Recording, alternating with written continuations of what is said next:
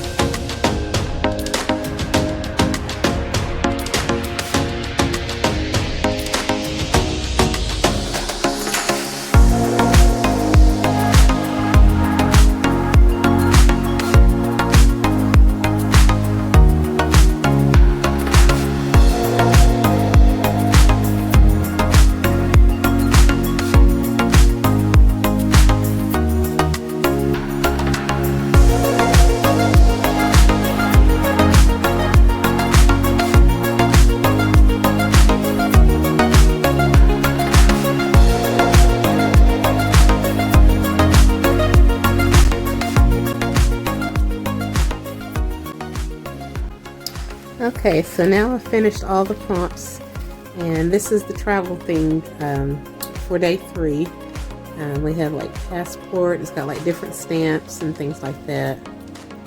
And then this is like a little tuck spot right here. This could actually go right here, which I might actually put it there. And then this is our little ticket holder that I made. So it opens up with Velcro, and it has like a vintage, it's just like a vintage ticket holder. And then you just, tickets come out like so. And it was fun creating a master board for each one of these and then stamping on each one of them. Lots and lots and lots of fun. So I really like that, how that turned out. So that's for ticket, that's for day 3. And so let's just put this here. And then day 4 is outline. So basically for this, I just got like an old dictionary, got a little snippet of it, and it's got the definitions of it. And there's so many definitions of outline. And then I use the meaning of outline, which means like to point out or to cover, like to do, like you might have an outline of all the things you need to do or whatever, or like a checklist or, you know, things like that. And then the other meaning could be when you literally outline something, you go around it, you trace it. So I've got some tracing paper right here, and I kind of traced this shoe. I don't know if you can see it or not. This little image. So I traced around it and traced around that, you know. So that was outline. That was my take on it. And then, let's see, 3, 4. And then number 5, depth. Meaning to what degree or extent, you know. And I put these eyes on here to where it's like they could see to what degree it was, or just how serious something is, or, you know. But then there's also the meaning of depth, like measurement, like how deep is something, like how deep is the ocean, or how far is it, how deep is it from the shore to where you're standing at into the ocean, the depth, or, you know, whatever. So that's what that is. And then I just put this little journal book here, and then you get how deep is it, how serious is it, what's the content about, you know, that kind of deal. So that was depth for number 5. And then for number 6, we have embossed. And there are different kinds of embossing going on. There's your dry emboss, where, you know, you put it through the embossing folder, and then you get like a print from it, and it raises up the image and things like that. Then you have your wet emboss, where I took like an embossing pen and some embossing powder, and then we went around this little girl. I got this image from the Sweet Spot from Thelisha on her Patreon site.